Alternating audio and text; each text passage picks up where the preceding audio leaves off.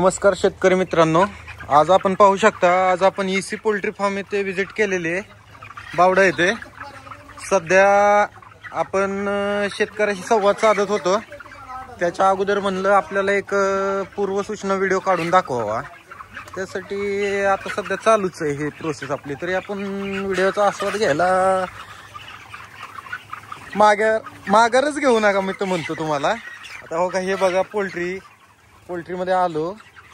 ही पक्ष्याची जात, हा पक्षी आहे कमीत कमी मला वाटतं एक 20 दिवसाचा पक्षी आहे। याच्यात एवढं भारी नियोजन केलं ना ह्या शेतकऱ्यांनी, त्याच्यामध्ये यांच्यामध्ये ह्युमिडिटी म्हणा, टेम्परेचर म्हणा, मॅनेजमेंट, कूलिंग मॅनेजमेंट, एवढ्या सगळ्या गोष्टी एवढ्या परफेक्ट आहेत ना, काय बोलायचं म्हणजे हेच नाही। सध्या एवढं आधुनिक तंत्रज्ञान झालेलं आहे ना, शेतकरी खरंच एक असं विकसित शेतकरी पाहिजेत ना, त्यांना ह्या गोष्टी समजल्या पाहिजेत सगळ्या।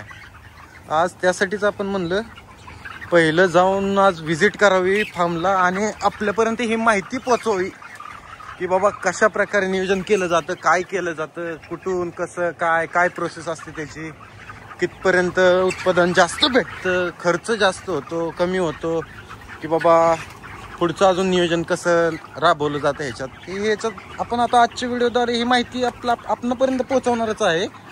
त्याच्या अगोदर आपल्याला मी हे एक सिस्टीम दाखवण्यासाठी हा व्हिडिओ काढतो, जरा थोडा मोठाच आहे। सध्या आता बघू शकता आपण ह्यांचं काय फिडरचं काम आहे। फिडर म्हणजे एक यंत्र टाईपच आहे, फिडर ऑटोमॅटिकच आहे।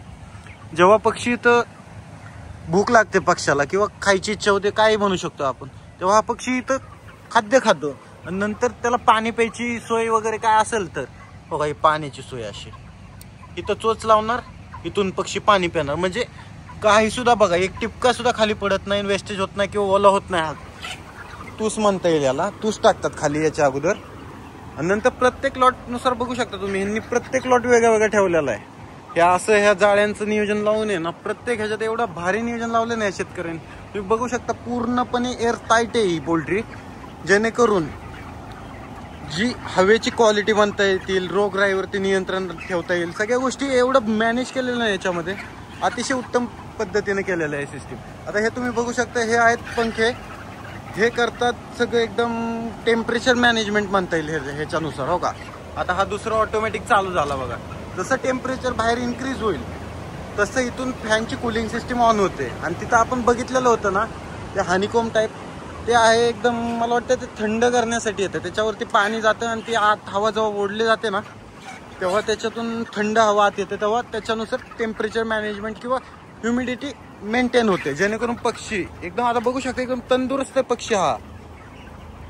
अशा तऱ्हेने चला तुम्हाला आता शेतकऱ्याशी गाडी घालून देतो, बघू आता शेतकऱ्यांचा काय रिस्पॉन्स आहे, ज्यांनी हे केलेलं आहे, हा प्रयोग केलेला आहे।